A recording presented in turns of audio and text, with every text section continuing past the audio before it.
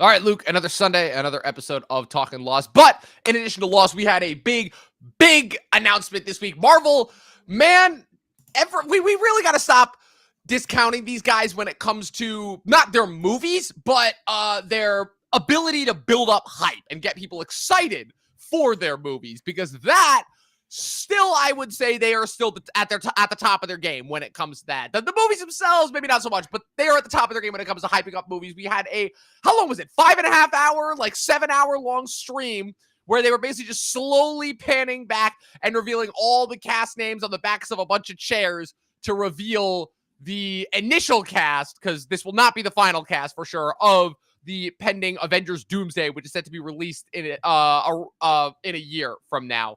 So we're gonna get through Lost, and then we're gonna get to that. But do you have anything you want to say before we get rolling?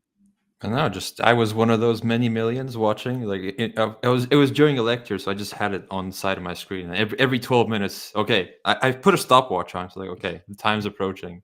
Okay, and there's the chairs moving, and then Yep.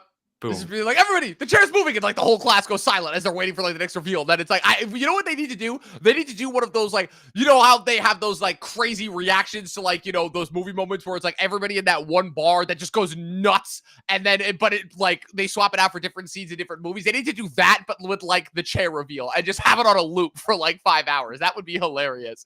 Well, But that was me when Ian McKellen came up. Was like, true. okay. Well, we're gonna get into all of that, but first, Talkin Lost. Stay tuned.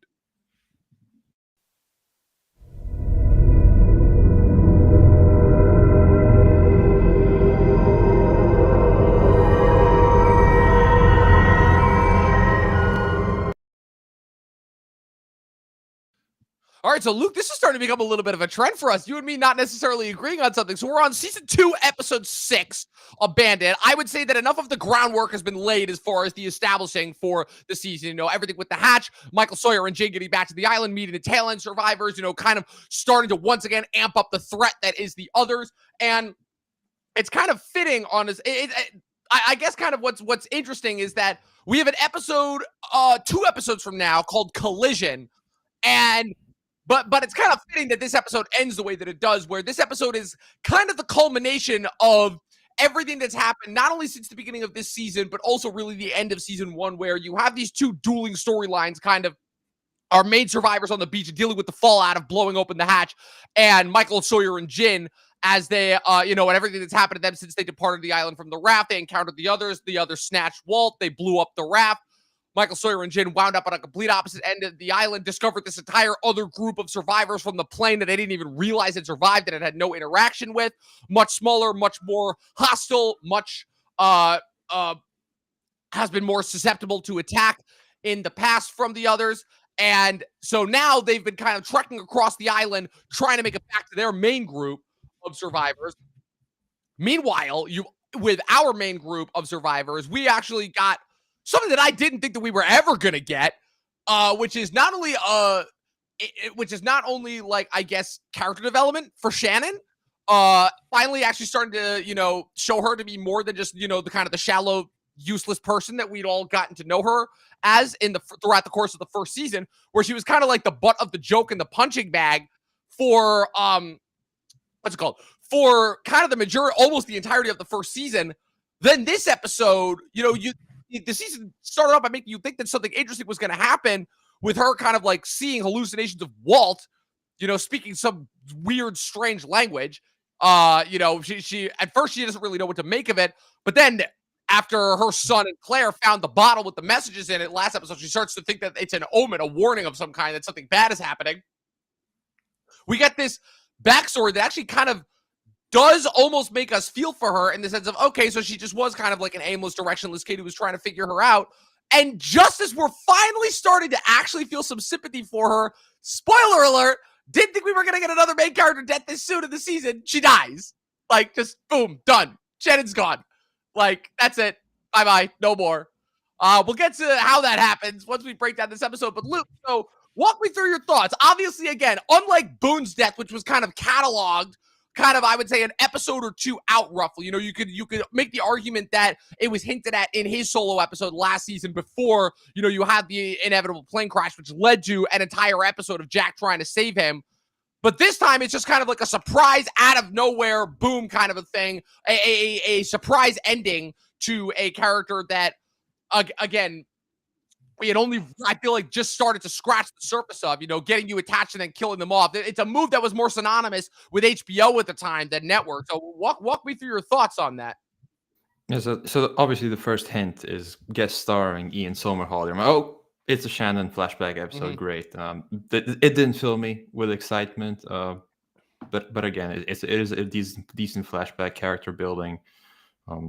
Like you said, she's this aimless kid, and that kind of explains how she kind of just wanders around on the island during the first season, just kind of letting others do the thing for her. And she eventually gets with Saeed. Saeed builds her a big fancy tent at the start of this episode. But almost in a way, she's kind of the opposite to Kate, where Kate needs Sawyer on the island to be like somewhat compelling, but then Shannon is more compelling without Boone. Right. So it's kind of interesting opposite dynamic that I guess we're not going to get any more of. Yeah. We got everything. We got everything we will in this episode. It's like we wasted 3 backstory episodes with Kate last season. We got 1 Shannon episode. It was the most compelling backstory or anything with her that we've gotten from this entire island, and now she's gone. Apparently, that was all we needed. Yeah, so I was like, okay, this is kind of an easygoing episode. We're gonna get some good flashbacks on the island. There's little, nothing much happens on the island. The others are just not the others, but the back end survivors. The tail end survivors. They're just slowly making their way to the island. Maybe they'll get there in an episode or 2. Nope, they got there this episode. Yeah, they got there this episode. Charlie and Claire are doing babysitting roles. There's a great moment, great trope of Locke finding out something about another character through another character. That character didn't know and it was significant. Yes. Great storytelling. Age-old storytelling. I'll never get sick of that. And then she just dies. Like, poof. Out of nowhere. Yeah. So I don't know. So it's interesting. So walk me through. I guess for lack of a better reason, it's kind of another, I guess, difference between the two of us in the sense of where I've seen the show before. I know what's going to happen. I've kind of already formed this relationship with everything. So for me, it's one of those instances that twist endings would do, I would say, with that batch of movies that you got between the late 90s and the early 2000s, your Usual Suspects, your Fight Clubs, your Mementos, your Sixth Senses, where you would have these movies that would end with these crazy twist endings, and it would make you go back and rewatch the movie, and you would get almost like an entirely different spec where you're going into this episode not knowing at all how it's going to end, and I'm going into this being like, oh, this is the one where Shannon gets killed unexpectedly at the end. I am a little bit torn in hindsight because a lot's happened both with me personally and in the world since this episode aired, where again, at the time, obviously, when this episode aired, you probably could hear Lost fans around the world breathing a sigh of relief, being like, thank fucking God, we don't have to spend any more time with this useless character. But obviously, and this is something that I saw brought up in Deadpool 2, the idea of fridging a character, right? Kind of, and specifically when that happens with female characters, specifically when female characters are often killed off as a means of motivating the lead male character, where essentially what you had here was this entire episode kind of building up to Shannon, making you think that Shannon was going to have a bigger role in the show going forward.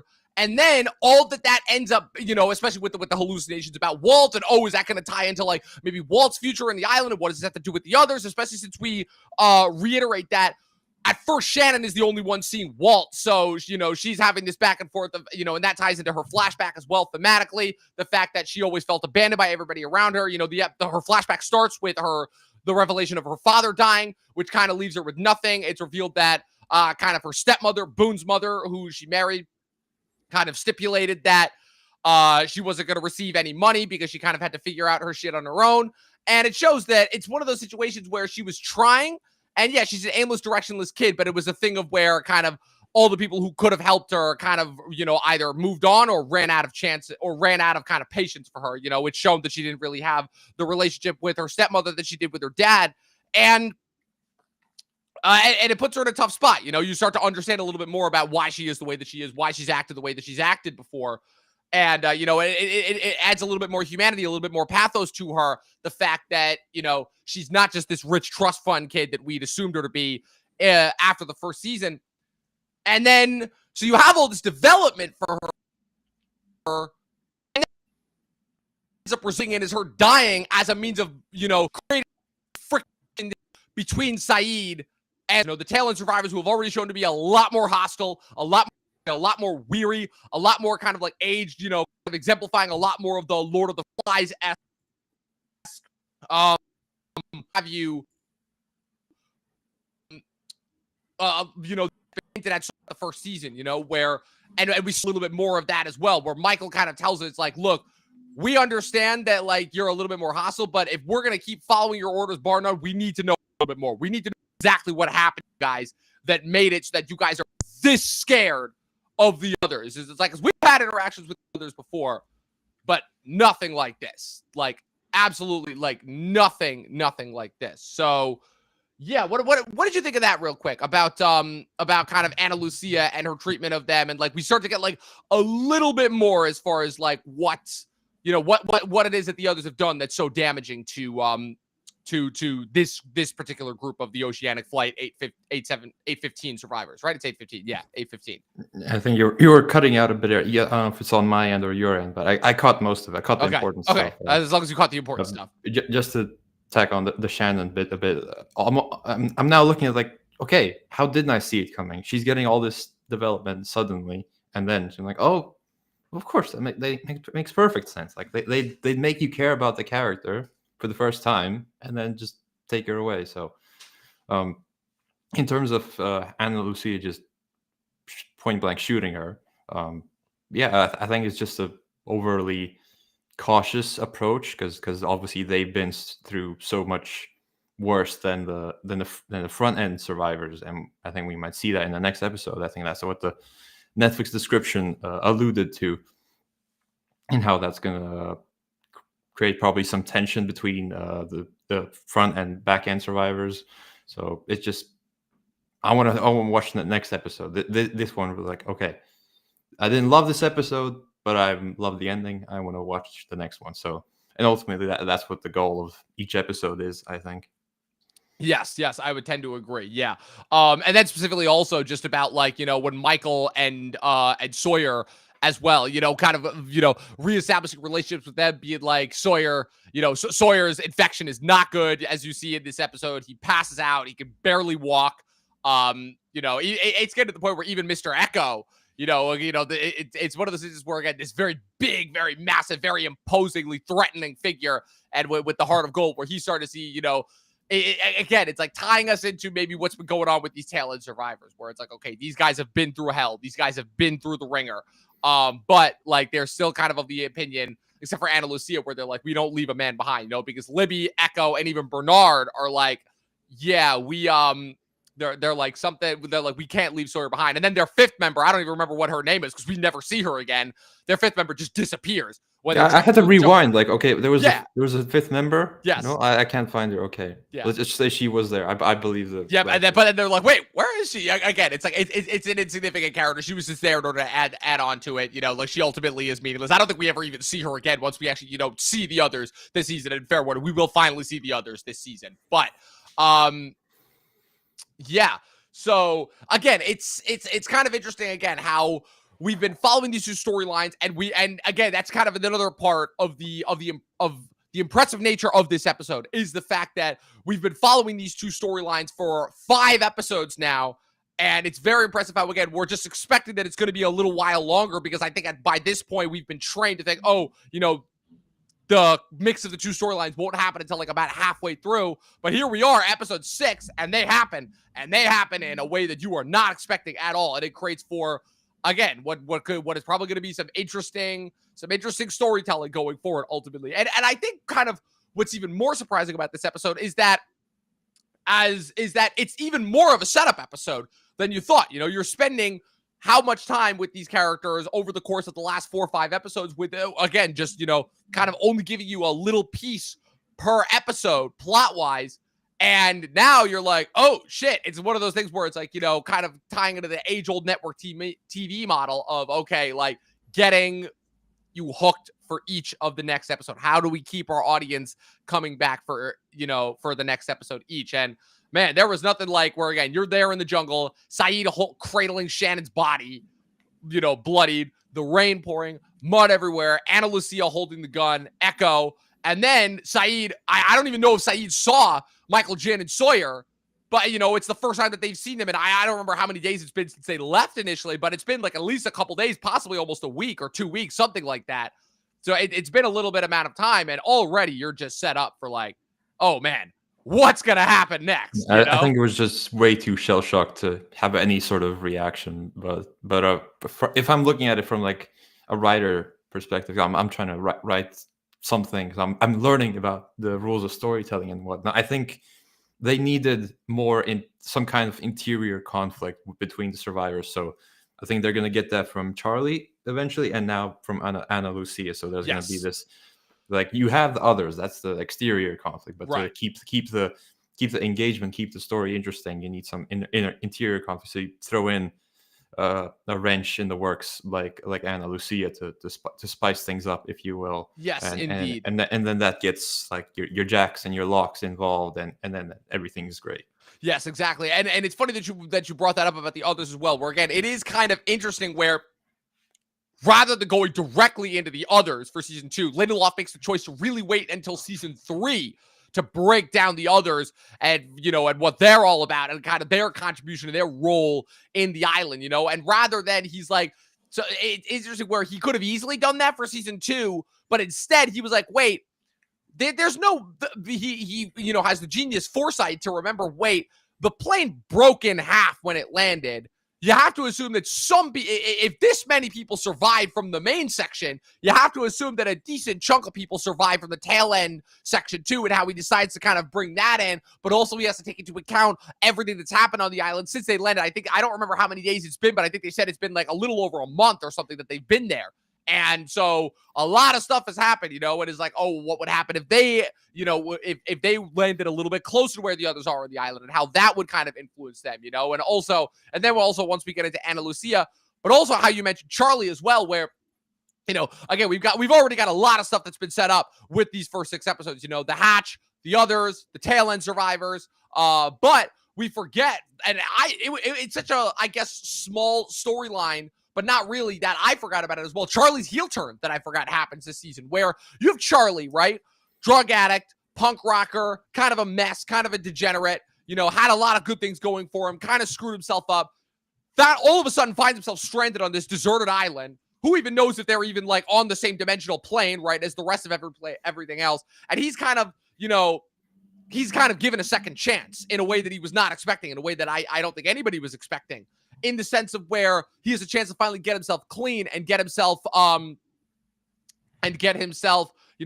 redeem himself for his past actions. There's an episode that's going to come in season 3 as well called Greatest Hits, which is basically where Charlie's kind of looking back and reflecting on the best things that have happened to him in his life, because he feels like there just really hasn't been that many great things.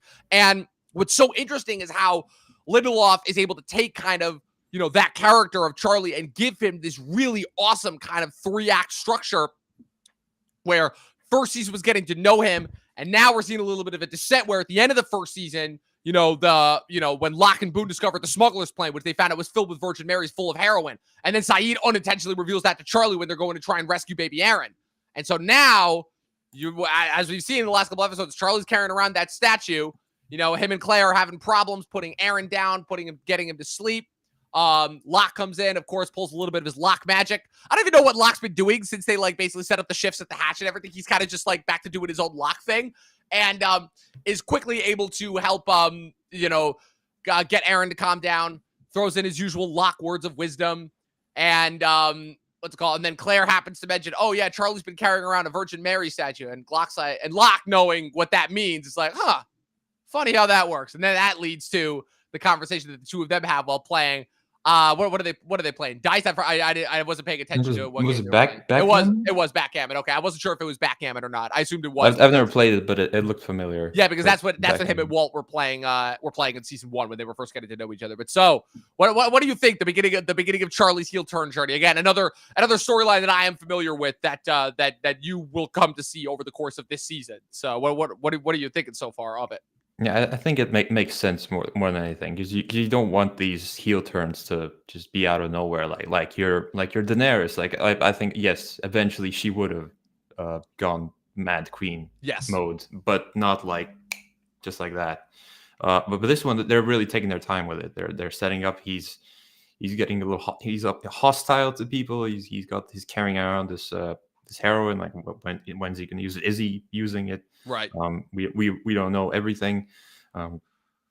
So yeah, I'm just excited to see what consequences his heel turning will have on the rest of the team. Like, and how does Anna Lucia come into that? How does Charlie? Exactly. Charlie's very like the way he was with Rousseau at the finale of season 1. He was very Yeah. agitated about Yes, everything. very So high, very high strung. yeah. So how does he react to the back end survivors? And just to touch on the back end survivors, it's such a good retcon because it changes this thing, but it doesn't change anything that we've set up in season 1. Like Right. it doesn't change anything about the characters there. It's just a separate thing that you didn't know about, but there's no reason for it not to have happened. Exactly. So. It's adding more to the world is what it is. It's filling out your story world, which is where, again, it's that thing where when writers are in the room, they kind of take a step back, they kind of examine, be like, okay,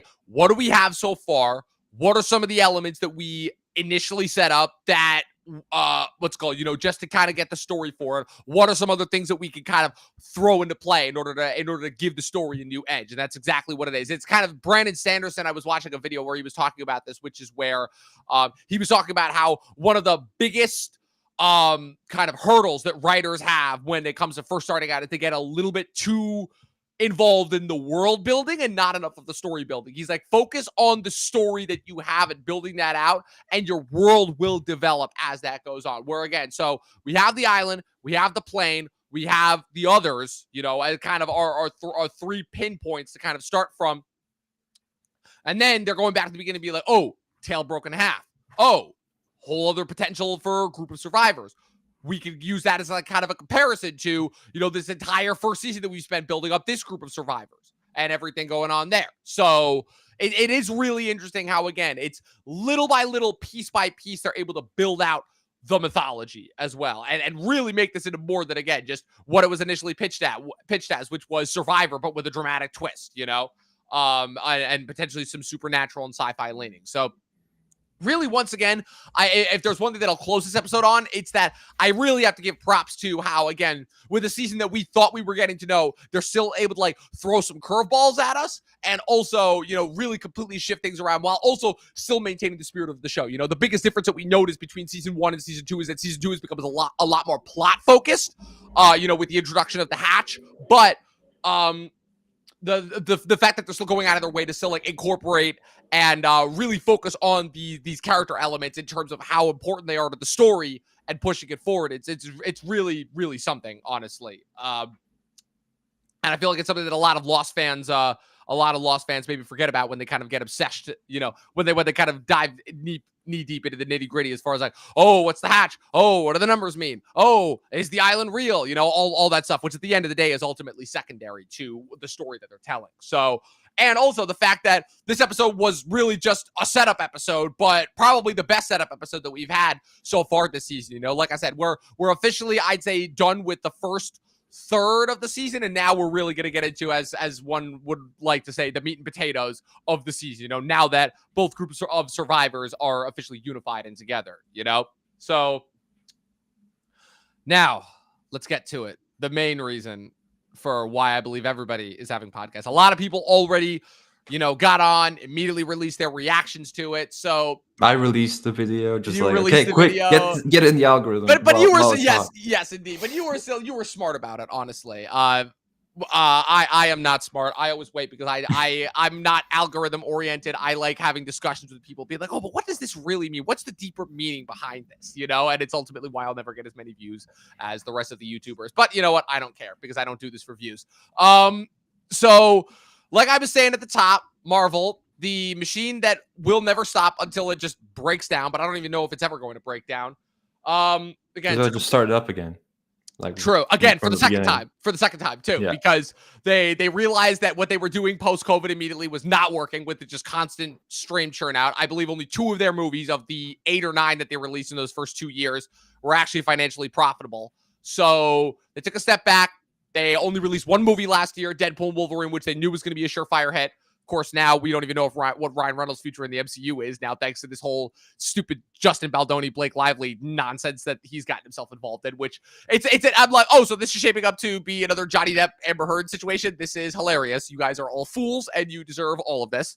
And obviously, again, going off of the big announcement last year at Comic-Con, the fact that that Kang Dynasty would no longer be happening, that it would be retrofitted into Avengers Doomsday, which would be the new build-up to Secret Wars, the fact that they were bringing back the Russo brothers, the fact that Doomsday and Secret Wars were essentially going to function as the next Infinity War and Endgame. The big revelation that Robert Downey Jr. was returning as Doctor Doom. So tying into the multiverse, being like, oh, so this Doctor Doom is going to be a variant of Tony Stark, ultimately. Basically that, going in line with everything that they set up so far with the multiverse. But this past Tuesday, we got our first, I guess, build towards Avengers Doomsday. And it's funny because I don't remember them doing anything like this for Avengers Infinity War. I think by that point, it was just a matter of, because that was like the first, like, yeah, okay, we'd already had that kind of level of experience. Like, okay, every time we get an Avengers movie, it's going to feature like a lot of the characters who have been built up to this point. And I guess by comparison to now,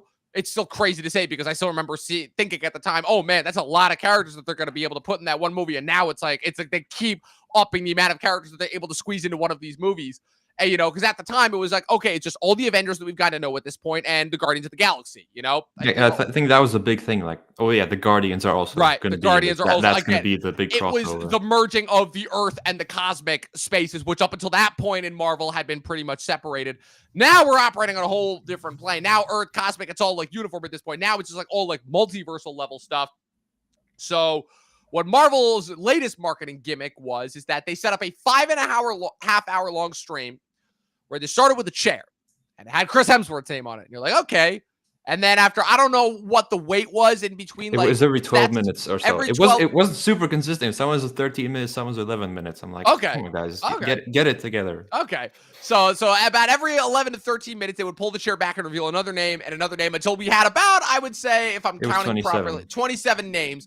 Which I was like, oh, wait, that's it? Yeah. Like, yeah, exactly. And the fact that that's everybody's reaction, that we've got to know this. The first 27 names for the cast of Avengers Doomsday, which is set to be released in a year from now. We still have to get through Thunderbolts and Fantastic Four this year, but and then another untitled Marvel movie that's set to be released in February of 2026, which we don't know what that's going to be. There are some theories. I was theorizing that it was going to be either Shang-Chi 2 or Doctor Strange 3. Some people were saying there's no way it could be Shang-Chi 2, but it might be Doctor Strange 3. I'm not sure yet, but regardless, Avengers Doomsday after Fantastic Four will be the next big Marvel movie event, and we have our first 27 names. So we're going to run through them. You already released the video basically breaking down your anticipation as far as each character. So I guess this is kind of going to be my chance to throw it in. I guess kind of my big surprise here was how few, quote unquote, true Avengers there are in this movie. So I'm like, oh, okay, so are they even going to bother with building up a new Avengers team? It almost seems like they've given up on that, because they've been talking about like putting together a new Avengers team, blah, blah, blah, blah, blah. That was originally supposed to be a point in Brave New World, and then that got reshuffled out through the infinite amount of reshoots that crippled that movie. They're kind of touching that in Thunderbolts. Like there's a court hearing, like, hey, the Avengers are gone. Who's going to save us? Hey, this is Sentry. He's definitely not going to go bad. He's definitely not going to go bad. Nothing could possibly go wrong there for anybody has any knowledge of the Sentry in the comics. So I guess the big thing is, again, breaking it, like you were saying, breaking it down group by group. We have the Fantastic Four. We have all the Thunderbolts. Also, Marvel doing what they always do and infamously spoiling their movies that have yet to come out by revealing, oh, all these cast members, they're all going to be in the next movie. So you don't have to worry at all about them dying in this one movie. Except Taskmaster. And they're even like fluffing some marketing. They put a TV spot out and you compare it with something from a trailer. Taskmaster is one and not in one and not in the other. It's like two. So like, okay, you're just putting in fake shots. Yes. Like, yep. They've done this before. They've done this so many times over the years. I've lost track. The infamous shot of Hulk running with the army through the forest in Infinity War, a shot that was not in the movie, and who knows if that was even real. But so I guess we should run through it. Again, we don't really need to talk too much about Downey Jr. as Dr. Doom. That's not a surprise. That was announced last year. We knew that was going to happen.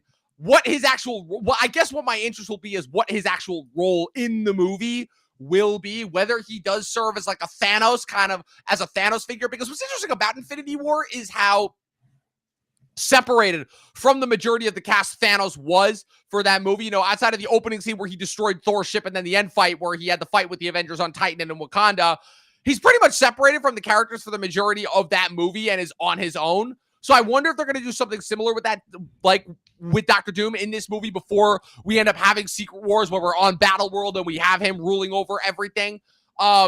So what's Doom's faceless army? Because every Avengers movie has their faceless army. Does every like robots or something? So yeah, the Doombots, the robots, Yeah. essentially. Yeah. But I guess what's kind of interesting about Secret Wars is that Doom doesn't really have an army, quote unquote. But we'll get into that because we're going to touch on the concept art that was leaked at the end, which again, people theorize that was that was Doomsday. Now with this cast, it has all but been confirmed that that it's going to be Secret Wars. So let's run through this cast. So for me, the biggest, our returning Avengers phases, you could say, which that being Anthony Mackie as Sam Wilson, Captain America, Chris Hemsworth as Thor, Letitia Wright as Shuri Black Panther, Simu Liu as Shang-Chi, and I guess you could throw Winston Duke, Danny Ramirez as Joaquin Torres, the new Falcon, and I guess you could throw Winston Duke and Tena Huerta into that as well. Also, Paul Rudd as Scott Lang, Ant-Man. So those are really kind of the only like returning old school Marvel faces that have been around since the first three phases. I'm going to touch on Loki in a bit because he kind of, with everything that's happened to him post Endgame, he kind of is going to serve a very interesting part here. But so the returning faces here as well. I don't know. You give me your thoughts first, because I'm still like kind of trying to figure it out, because I'm conflicted, to say the least.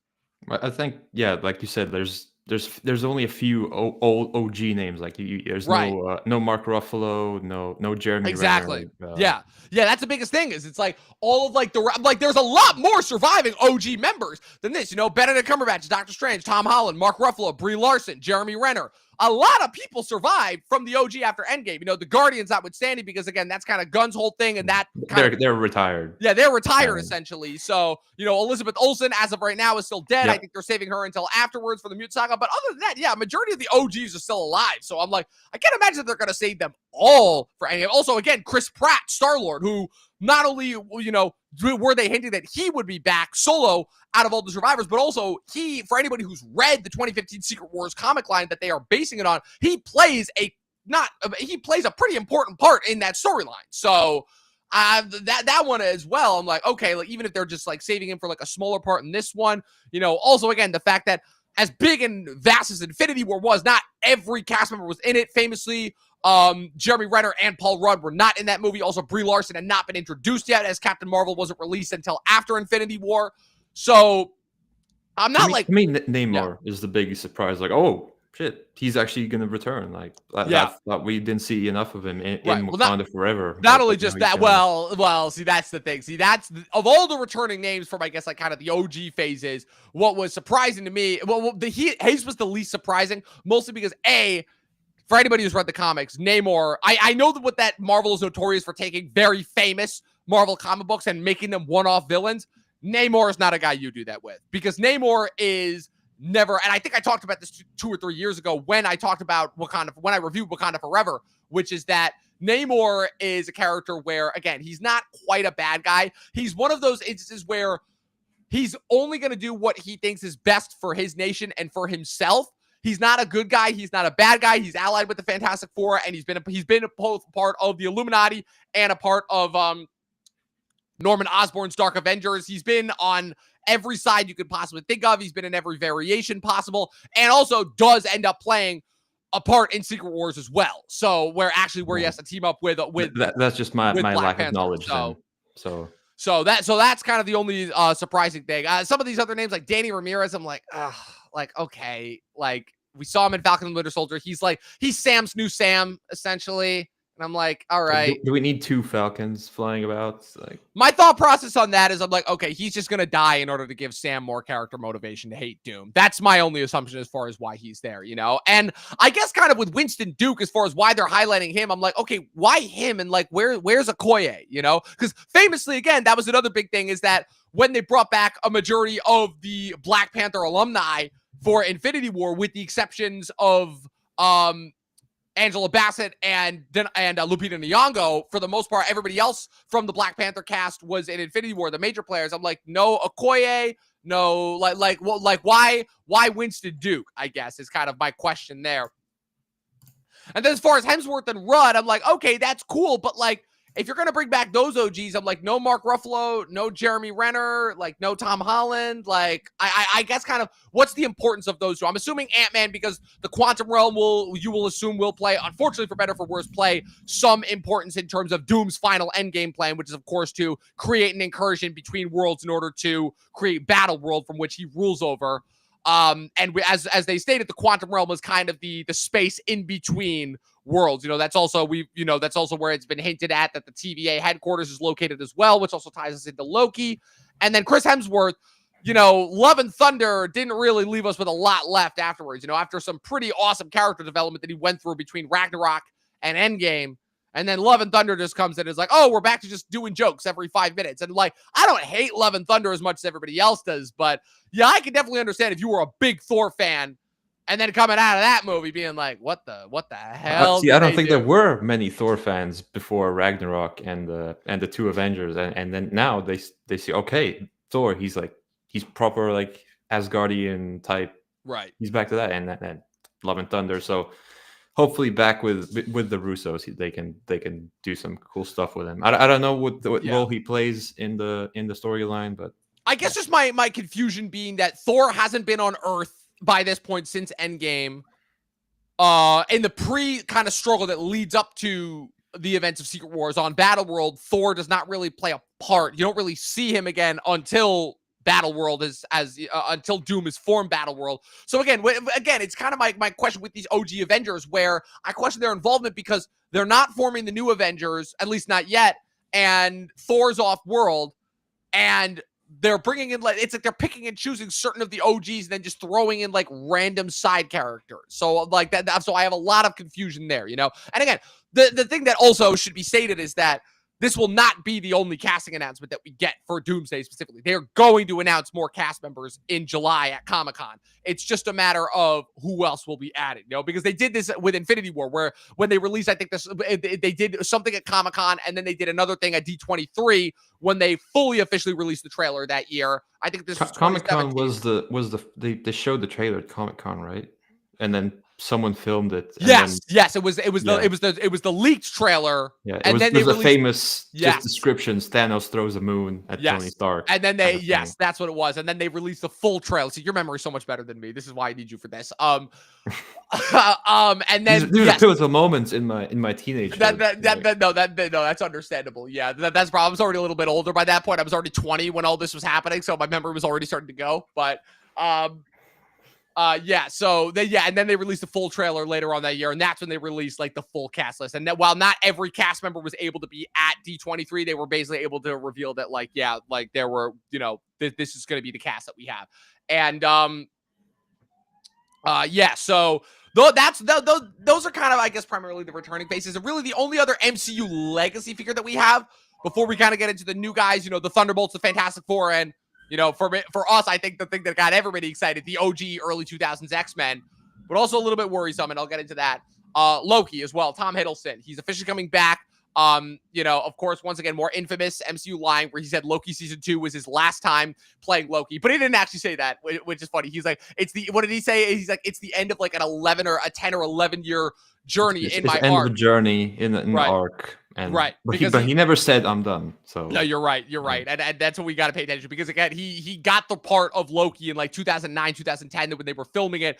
He makes his debut as Loki in the first Thor in 2011, and then Loki season 2 is 2 years ago, fall of 2023. So yeah, if you count when we first see him on the screen, that's about 12 years that he's been playing Loki, which is insane. The fact of how long these guys have been playing these characters, especially the ones that have been around since the beginning, since phase 1. And here we are all these years later. And it is very crucial. Loki season 2, I think, is not only the most crucial, and really the entire show of Loki, but Loki season 2 specifically is not only the most important, I would say, MCU story post Endgame, it's the most important story building up to Secret Wars, because not only is that show kind of our introduction to the multiverse and how it works, it's also kind of setting us up for, again, I'm spoiling a lot for people who have not read the Secret Wars 2015 comic arc, which again is what they are adapting for their Secret Wars movie that's being released in 2 years. But for people who have read it and understand the importance not only of Loki, but of shows like What If, where even though the individual things that we're seeing in What If may not necessarily be important, the fact that we're being introduced to figures and concepts in that show and in this universe that help to fill out and establish the story for Secret Wars, the fact that we get the Watcher and the Beyonders and, Eternity, which was introduced in Love and Thunder as well, the fact that we're getting these very, very high concept characters that are all going to play a crucial part in Secret Wars. What they're doing with Loki by making him essentially the god of stories, and making him essentially like the new center figure of the multiverse, forming Yggdrasil as well, kind of, in order to, in fashioning the multiverse after Yggdrasil. Excuse me. What they're doing is they're slotting him in for Molecule Man is what they're doing, where essentially what we get in the beginning of Secret Wars, the comic, and I don't know if we're doing this exactly, is Doom, in order to try and prevent more incursions from occurring across the multiverse, teams up with Doctor Strange and the Molecule Man, who is this other figure that has not been seen so far in the Marvel Cinematic Universe up to this point. He's kind of like this omnipotent, all-consuming figure. What happens is that they essentially steal the power of the Watchers, and with that power, Doom is able to, essentially, when the incursion happens between Earth 616, the Prime Marvel Universe, and Earth 1610, the Ultimate Marvel Universe, which was the Marvel run that occurred in the early 2000s that authors like Brian Michael Bendis were heavily involved in as well, kind of introducing that new, like, kind of gritty Marvel look that a lot of the early MCU movies adapted as well. They are also famously the ones that introduced the Black Nick Fury that was modeled after Samuel L. Jackson. That was started in the Ultimate comic book line. So you have the smashing together of those two universes to create the incursion, but then with the power of the Watchers funneled through the Molecule Man, it's very hokey, timey-wimey. Doom is essentially able to create this new merge of the two worlds known as Battle World, which has certain facets that are similar to previous worlds, but for the most part, it's completely new. And I don't know if they're going to do it exactly like it is in the comics, but I mean, you're gonna read the comic. You ordered it, so when you do, that was a lot. I'm gonna have to see it on the page. It's a lot in order to explain it. But again, visually, once you see the visuals, it starts to back it up a little bit more. So will the VFX workers have to work all day, all night? Oh God, I feel for these VFX workers. That's all I gotta say. I really do. I really start shooting yet. It releases in like 13 months. So. Well, look, we've already got. You have to get a trailer out. Hey! Remember, they have something that they didn't have 5-6 years ago. Oh yes, that two-letter infamous two-letter word that is slowly destroying humanity one day at a time. But we're not going to focus on that. All right, so let's get to our next group. I feel like we don't need to talk too much about the Fantastic Four. I feel like it was kind of like it was kind of obvious that they were going to play a crucial part. Again, similar to how Ragnarok was kind of the kickoff for Infinity War and Endgame. Fantastic Four. Even though we had Black Panther in between Ragnarok and Infinity War, it's kind of like a placeholder. Ragnarok really is the thing that leads directly into Infinity War, because that's the one that has, Asgard blowing up. It's the one that sets them up for Infinity War when they're on the ship, when they're about to be attacked by Thanos. But, so that's exactly what's going to happen. We already know a lot about Fantastic Four. We know it's going to be a multiversal story. We know that this group of Fantastic Four, even though they're on a parallel Earth, they were established to have come from the original Earth 616. In this movie, Fantastic Four First Steps will end with them making their way back to the Prime MCU timeline in order to establish them as the main MCU Fantastic Four. Even though, again, we had John Krasinski in Multiverse of Madness. We had Chris Evans in Deadpool and Wolverine. This iteration of the Fantastic Four, played by Pedro Pascal, Vanessa Kirby, Joseph Quinn, and Ebon Moss-Backrack, will be our mainstay Fantastic Four going forward. I'm also not at all worried about them not surviving, about this being the only time that we see the four of them as well. So again, I feel like there's not too much that we have to add. Again, they are the newest iterations. They are the new additions. So I'm just curious to see how their movie ends up. Like, do they lose and do they have to escape, or do they get put on 616 like not out of their control, or just like that. So we know enough, but we don't know everything. Yes. Well, especially too, going back to your point as well, the fact that, again, they've got how they utilize these massive Marvel Comics villains as one-off villains, where we're finally getting Galactus in his true full form in this movie. He's the main big bad. We're getting a litany of Fantastic Four villains as well, but the fact that Galactus is and Silver Surfer, played by Julia Garner and Ralph Ineson, respectively, in the movie, are going to be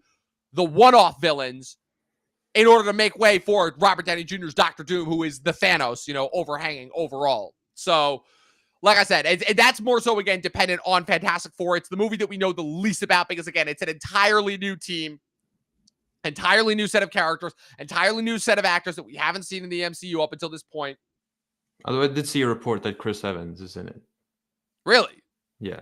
Okay. Maybe he's that universe's Captain America as well. That would be interesting. I saw one single report, and I did just a theory popped up. Okay. So I don't know if it's true. Okay. Well, again, the rumor heavily is that Chris Evans, while he may not be in Doomsday, that he will be back as some evil variant of Captain America in Avengers: Secret Wars. So I would be surprised if he wasn't. Food for thought. Put a pin in it for future reference. He already said that he'd be willing. He's already proven that he's willing to come back in some variantal form. He already did it as Johnny in Deadpool Wolverine. So, the initial Human Torch. And he's talked as well about for years about the fact that he had wished that he could have come back as Johnny Storm, since he felt like, unlike Captain America, that character or that iteration of that character was never given his due. So it could be pretty cool. Oh man, I'm just thinking of like a universe where you have, and I know they're around the same age, but where you have like John Krasinski as Mr. Fantastic and Chris Evans as Human Torch.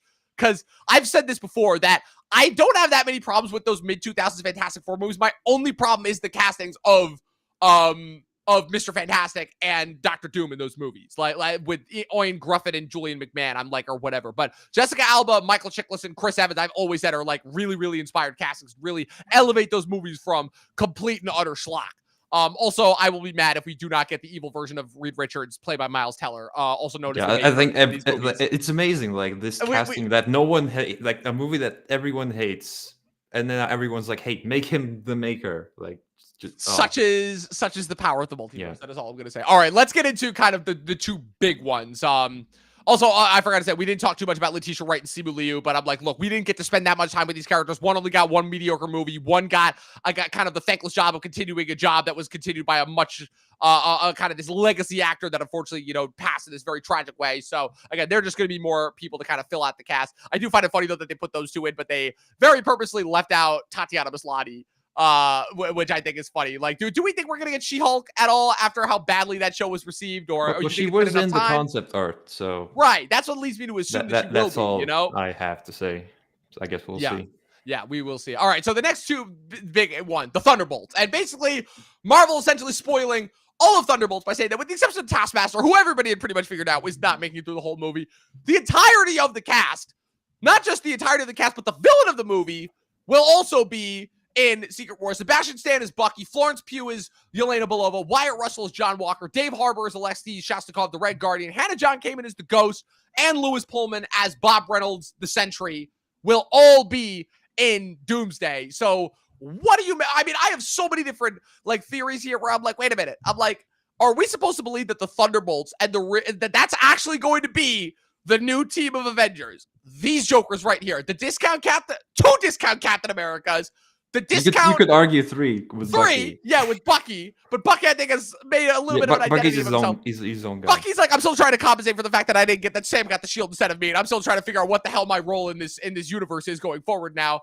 A chick who walks through walls, that's not Elliot Page, the discount Black Widow, and the Sentry, who, in fairness, if they do with Sentry what they've done in the comics, the Sentry is one of the top 3 or 4 strongest characters in the entire MCU after Doctor Doom, Thanos, the Hulk. Sentry is up there.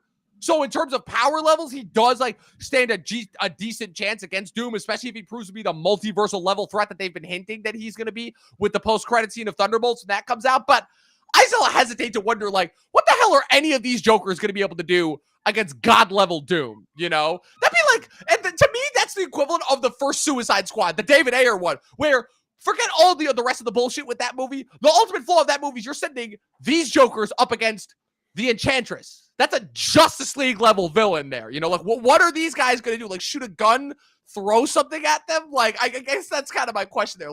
What are we doing with these guys here? Yeah, so from the trailers, we can deduce that the Thunderbolts, they go on their road trip excursion for most of the movie, and then eventually they go back to New York and Sentry is, and I know there's I don't know much about Sentry, but know that he's like the Sentry and he's the Void. Yes, it's a It's like split. this, So it's a split personality personality thing. Yeah, the Yeah. Sentry formula that Bob Reynolds worked on and injected into himself. It gives him the powers of the Sentry, which again are basically, for lack of a better word, I don't know. It's weird. For a longest time, I thought it was like Superman's powers essentially, but like there's more to it as well.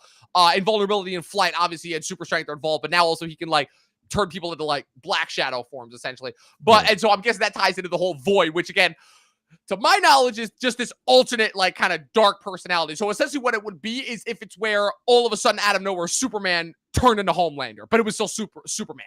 Is essentially kind of like what the Void is within the Sentry persona. So I take it that they go into the Void and they come out of the Void and Doomsday has started somehow. So they go like directly into that. That's our first like. So that's gonna. tease. So it's like the pocket dimension almost, where they're able to like wait it out after the incursion has happened. Is what you're saying? Maybe. I don't know. I think they go into the Void, they come out of the Void. Oh shit, something is going really wrong. Right. Doomsday has started. Oh wait, so you think Thunderbolts ends with them getting sucked into the Void, and then they come out at the beginning of Doomsday? You're saying that doesn't happen? Well, like you see them walking into the Void, and then they do their big third act climax fight. That's right. And then that's right. Then they deal with it. They maybe don't kill him. They talk him down or whatever. Right. And then they come out. Everyone's friends. And right. oh shit. Well, I mean, they pretty Robert much Downey Jr. Right. Well, they pretty much maybe also not, did. Maybe not Downey Jr., but something. Yeah. Got it. Okay, that makes sense. That makes sense. So they pretty much did spoil that. The movie ends with Yelena talking down Bob and basically, turning him from the Void back into the Sentry. That's what I'm guessing. Okay, I haven't seen it. But yeah. it only, but that does make sense. Month, that does make sense. Yeah, where again the post-credit scene is then like maybe coming out of the Void and it's like Doomsday's, because I think they have rumored that we pretty much can guarantee that Downey Jr. will cameo in Fantastic Four, but I think there was a rumor that he was going to be in Thunderbolts as well. So that would stand to reason as well. If not him, then someone in the Doomsday cast that isn't in the Thunderbolts cast in the post-credit scene. Yes, maybe. Yes, something exactly. Like so I don't know, but we'll see. But obviously, again, the big one. The one that caused everybody to really tune in and lose their shit. The announcement of the early 2000s X-Men. So again, we've already seen a couple of them. We saw Patrick Stewart back in Multiverse of Madness. We saw Hugh Jackman back in Deadpool and Wolverine. We saw what's it called? We saw Beast, Kelsey Grammer at the end in the post-credit scene for the Marvel. So this is something that they've been hinting at for quite a while, that they've been building up for quite a while. Obviously, also the inclusion of Channing Tatum as Gambit from his infamously canceled solo Gambit movie that was supposed to happen before Disney bought Fox. I don't remember if that one was canceled before the merger was announced or what, but it was pushed like 5 years. Yes, like sequentially. Like, yep. Okay, we're delaying it. Director's been fired. Okay, we yep. need So. But what we have is, so again, no Hugh Jackman, and also famously a couple of omissions. No Famke Janssen as Jean Grey, no Halle Berry as Storm, no Anna Paquin as Rogue. But what this tells me with these casting announcements, and I should go through them real quick. We have Patrick Stewart as Professor X, Ian McKellen as Magneto, Kelsey Grammer as Beast, James Marsden as Cyclops, Channing Tatum as Gambit was announced as coming back. I'm like, okay, so perhaps they're going to do it maybe a little bit more in line with X-Men 97, where Gambit's a part of the team now. Rebecca Romijn as Mystique, and for me, this was the part where I fist pumped hard. My favorite X-Men, the X-Men who, in my opinion, has never gotten his just desserts, as hard as Cody Smith-McPhee tried in the the two X-Men prequels that he was in, Apocalypse and Dark Phoenix. Alan Cumming as Nightcrawler. I lost my mind. I lost my mind at that. X2 is considered to be the best X-Men movie and the best of the original trilogy of X-Men movies in the early 2000s for a reason. And Alan Cumming and his portrayal as Nightcrawler in those movies is such a large part of it. Nightcrawler has been my favorite X-Men for the longest time. It always kills me that there was a long time in the mainstream X-Men universe where he wasn't considered a part of the team. He famously did not come back for X3 because he did not want to put on the blue makeup ever again. And so they went with Kelsey Grammer as Beast, another very inspired casting choice as well. Needless to say, I'm very excited. We're getting all my blue X-Men in one movie. I love the blue X-Men. They're always my favorite ones. Yeah, so what this confirms to me is that Doomsday and kind of the incursion level event that's going to set up for Battleworld, essentially, is rather than Earth 616 and 1610, the regular and Ultimate Marvel universes, it's going to be 616, the Prime Marvel universe, which the Fantastic Four will be on by the time that ends. And Earth, I don't remember what designation they gave the Fox X-Men universe to Deadpool Wolverine, 10005, something like that. The Fox X-Men universe. Those are going to be the two universes that smash together in order to create Battleworld. And you think that's the same one that the Marvels ended up with? Yes, I do. Yeah. I do. That would make sense. Yes. Because, okay, you can make the argument, but it looks different because of CGI. I'm like, it's the same actor. It's the same actor, and the Professor X on that universe is still alive. It's not the universe from Multiverse of Madness that Wanda destroyed because that Professor X is dead. So, yeah.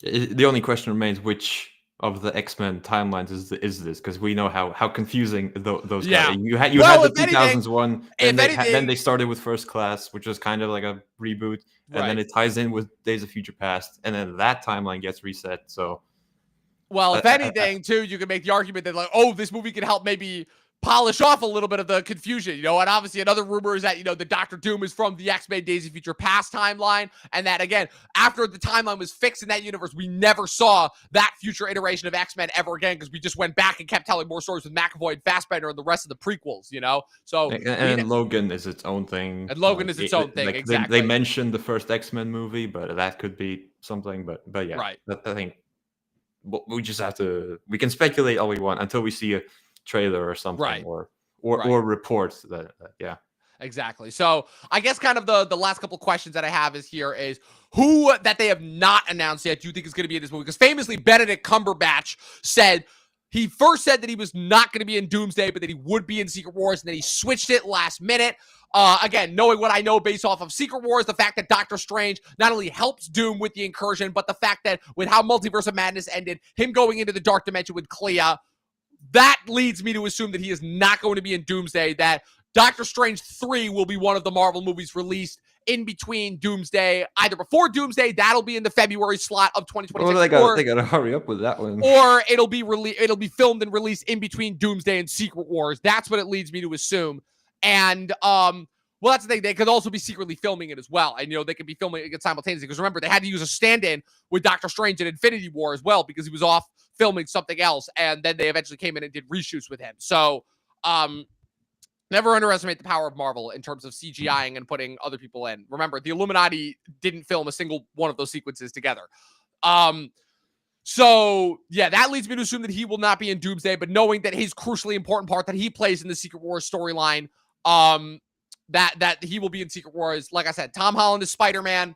Mark Ruffalo is the Hulk. Jeremy Renner is Hawkeye. Charlie Cox also is Daredevil. Ryan Reynolds is Deadpool. Hugh Jackman is Wolverine. The other two Spider-Man, Tobey Maguire and Andrew Garfield. All those guys. There's a lot of people that we still do not know are going to be not only just in this movie, but also in Doomsday as well. So who do you think they have yet to announce for this movie? I think for Doomsday, it's got to be like some more X-Men, like Storm and Jean. Like it feels like very specific that you had these, was it 5 X-Men and Gambit? 6, just about, yeah. 6, yeah, just about, without having like key pivotal members of the core 2000s cast. Like you get Alan Cumming, which is awesome, but but he was only a one-off. We don't get Storm and Jean, which is strange. Ghost Rider, Nick Cage. I think they can get that done maybe for Secret Wars. But yeah, I think like we talked about Spider-Man, Doctor Strange, Star-Lord, these essential guys. Well, it's funny because remember we were talking about Miles Teller as Evil Reed Richards, the Maker as well. Another casting that I'm hoping happens, and I don't know if they'll have Ruffalo do this or what, is famously, the future version of the Hulk, who then becomes like this scheming mastermind, Eric Bana from the early 2000s. Or this would be the funniest. This will never happen. It would be the funniest thing ever if they brought Edward Norton back. But again, that'll never happen. Is that Maestro? As the Maestro, Hulk? Exactly. As the Maestro Hulk, who is an ally of Doom as well. And I'm just knowing what I know about Secret Wars, I literally just reread it like last week, and all these casts that are going in, all of Doom's barons, some of Doom's barons, the rulers of his fiefdom, his kingdom, once he forms Battleworld. Strange is his number 2. He's married Susan, and he basically has adopted Franklin and Valeria as being his children. Johnny Storm is literally the son. Ben Grimm is literally a giant and is basically forming this thing called the Wall. He has some of his barons, the rulers of his fiefdom, the Maestro Hulk, Apocalypse, Mr. Sinister. So that leads me to assume, oh my God, will Oscar Isaac come back as Apocalypse before he comes back as Moon Knight? And will we finally get John Hamm as Mr. Sinister, a cast that we were supposed to get years ago in New Mutants when that was supposed to be the Fox? I think they have to save something for the Mutant Saga. For Secret Wars for the Mutant Saga. But I'm saying it's all of these are now a possibility, which is like, again, it's very few times that I'm able to get excited as a comic book nerd. Because Marvel's done what they always do, which is they pull bits and pieces that they like from the comics. But then for the most part, they mostly do their own thing. But knowing what I know about the comics and the fact that this is the first time where I'm actually aware of a comic storyline before it happens, because I think the only comic book storyline that I was familiar with Marvel-wise before I watched it was Secret Invasion, because I read Civil War after I saw Civil War the movie. I read Age of Ultron after I saw Age of Ultron the movie. I read Infinity Gauntlet and Infinity War after Infinity War and Endgame came out. So all these big Marvel storylines I read after I'd already seen them in big screen form, except for Secret Invasion, and then I saw how they botched that for the TV show. It was just so unbelievable. Like, wow, you literally only took the name, and the rest is just like, it's just a Nick Fury solo story. Okay. Also, that's the other thing too. No Samuel L. Jackson as Nick Fury, which I think is interesting as well. I'm assuming that he will play a part as well. Could we also potentially finally see the end of Nick Fury as well? Also for me, but yeah, the fact that I not only know the storyline of Secret Wars, but the fact that I think it might be my favorite Marvel Comics run. Like, I'm thinking hard. There's a lot that I do like. I still have yet to read the Dark Avengers storyline, but Secret Wars is probably my favorite Marvel comic run. So the fact that they're doing it, the fact that they've been building up to it this long, it's been very, very messy. Again, only by the time that Secret Wars comes out, it'll have only been 6 years as opposed to the 10 years that Marvel took to build up to Infinity War and Endgame. So it's going to be very messy, but if they can get even, like, I'd say halfway there, I think that it'll be good. Plus, again, the fact that they're modeling the Infinity War Endgame run times where Doomsday is set to be about 2 hours and 40 minutes, and Secret Wars will be the full 3 hours. So yeah, and we suspect that it will be like divided into teams, and then the new quota of Battle World is established, and then the first act of Secret Wars is kind of dealing with that new normal, and then that leads into a big fight, whatever. Yes, the way that the Thanos snap ended Infinity War, the incursion, the smashing together of the two universes will end Doomsday. And so that's what we will be in store for. And just as well with the X-Men, a couple things also to throw out there. Yes, you're right. They will definitely probably announce Famke Janssen and Halle Berry. Not sure about Anna Paquin, although it would be cool. It would also be cool also if we saw Rogue finally getting to be, cool by taking Captain Marvel's powers. That would be just so awesome for so many different reasons. Also, if we were to get, again, another reason why I was looking forward to James Marsden specifically of all the X-Men is the fact that, in the Secret Wars comic line, Cyclops becomes the new Phoenix and is one of the survivors. Because basically Cyclops becomes the new Phoenix by absorbing the Phoenix Force. And okay, you've said like 8 ridiculous things about this storyline so far, and then you say that Cyclops becomes the Phoenix. That's the most ridiculous. I love it. I can't wait to see your reaction to reading Secret Wars. Faster from England. I can't wait to see your reaction to Secret Wars. I feel like you're gonna be texting me every time you finish an issue, being like, "What the hell am I reading? What is going on?" Because you have like 20 or 30 heroes that are introduced in the first issue, and then they all get killed when the incursion happens. Like, they all die. What's it called? So there's that. So you have Cyclops absorbing the Phoenix Force and becoming a part of the group of survivors that survived the incursion, along with Reed Richards, Black Panther, Namor, Thanos, Star-Lord, Captain Marvel, both Spider-Man, Peter Parker, and Miles Morales, Jane Foster as Thor, and I think that's it. And then what else? The other thing also is this will be kind of the final goodbye, the end to the early 2000s iteration of Fox X-Men, because once Secret Wars concludes and Marvel's next saga will be the Mutant Saga, which is when they will officially recast. They will have, in whatever new universe is formed in the aftermath of the Avengers defeating Doom and Battle World becoming whatever the new Earth Prime is going to be.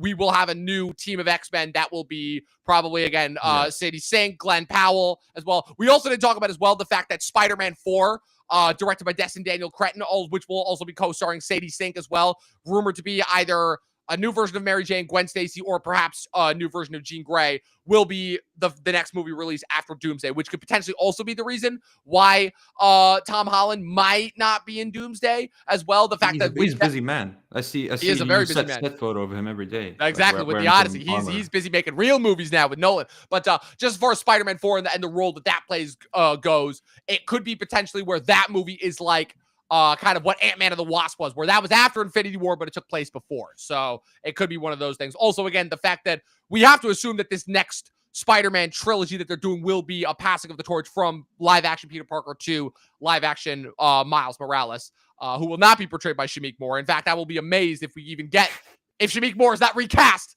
by the time Spider-Man Beyond the Spider-Verse comes out, if it ever comes out. I think the latest rumors that I heard is that Lord and Miller are now, between the Shameik Moore drama, Lord and Miller being busy filming Project Hail Mary and getting that ready for next year, that Beyond the Spider-Verse, I think they're said that's not supposed to come out until like 2029 now, which I'm like, oh my God. Like this You know what? Just take your time. Just honestly, get it, I'm with get it. ready. I'm with it. Yeah. Get it right. Get it There's right. enough coming out that Yes, we have I can wait. plenty of stuff in between. And honestly, if we can get this, like, once we're like past this inundation of superhero movies, where this movie can come out and still be like as fresh and as good and like the capper to that trilogy that we want it to be, I'm all for it. So, yeah. Anything else you want to talk about with these castings? Or no, we're on the wait until Comic-Con. No, I'm sure we're days away from some other big casting. Daredevil is very good so far. Very good. Also only 3 weeks left too. We've got episode 7 this week after that double hitter that we got last week. So it was a good contrasting double hitter because you had one filler episode which was like a really good self-contained, like just single story, and then you had back into the main. And to think like okay, I can tell that this is from the old storyline where this is the first time he puts on the suit in the whole show. Yes. So it was a good moment. Yeah. I'll say I think Sadie Sink is Gwen, because you think she's Gwen? Yeah, just based on the last two Gwens, they were both ginger and she's ginger, so that's my reasoning for it. Interesting.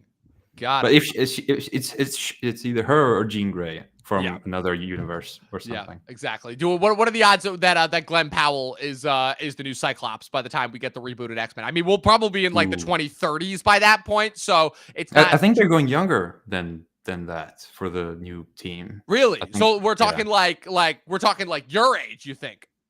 Well, maybe a bit old. I'm not that old. I think a bit older. I think somewhere between our ages is what they're aiming for. Okay, yeah. Which Sadie, Glenn Powell, if he was cast like right now, right, it would be perfect. But by the time those movies come out, you're right. He'll be a little bit older. I think he should have been Booster Gold, like for DC. Yeah, so, like, that would have been great. But that would have been awesome. That's too good. Yeah, that's too. That's one of those castings that's so good that it's like, yeah, that'll never happen now. That's a casting where, again, in the 2000s and early 2010s, when they were just knocking the castings out of the park, that would have been perfect. But now, again, we never get castings that good anymore. So, well. No. All right, that was it. That was our recap of Lost and our reaction to the Avengers Doomsday casting announcements. Be sure to keep tuning in every week for new episodes of Lost. And also, Luke, we recorded, and again, we're starting it, our build-up to Mission Impossible, the final reckoning, our Mission Impossible rewatch series. I'm hard at work editing the first entry, but it will be done. It will be released in about a week's time is when I'm planning on putting it out, and I plan on putting out new reactions every week leading up to the final reckoning. So we will be, so that's something to look forward to as well. And again, as always, keep tuning in for more projects down the pipeline, as I am always at work putting together new things as well. And also be sure to check out Luke's channel as well, as he's finally putting out more than just one video a year, as his long past. It's good. It's good fun. It is. It's and quite I'm generating fun. More ideas for videos. Exactly. By doing That's the thing. You start one idea and then they just start flowing. The ideas just start flowing. That's how it goes. All right, Luke. And where can they subscribe to your channel? They can subscribe at Luke Reviews on YouTube. Put out the tier list of my excitement for these characters that we've just been through. Talk about them for a while. Like I think you'll get more out of this than you will out of that. So I have an idea real quick. I'm gonna throw something your way. It's not quite an idea. It's a little bit of like I really would like to see this just because it would be so funny. I'm thinking like a reaction. Like basically what you do is you film a reaction to you as you're reading Secret Wars, and then you just like look up and be like, "What the hell is happening?" After every that would be incredible. I'll just show the camera. Like just show the camera. Like everything's happened, be like, what is this? Like that would be hilarious. I might do that and just cut up the best bits. So it's an idea. I just need to get a proper doable camera for that. Yeah. Because my phone camera is not great, but Yeah. I'll figure it out. I'll figure Yes, it out. you're quite intelligent that way. I have all the faith in the world in you. And of course, you guys can follow me with everything going on at Movie Nerd Reviews across all platforms, at Official Talkin TV Podcast across all platforms. You guys know the rest. Subscribe, follow us. This episode will be available on Spotify and Apple Podcasts tomorrow. And as always, people, 12 seasons in a short film. Watch more movies and Lost. We'll see you guys next week.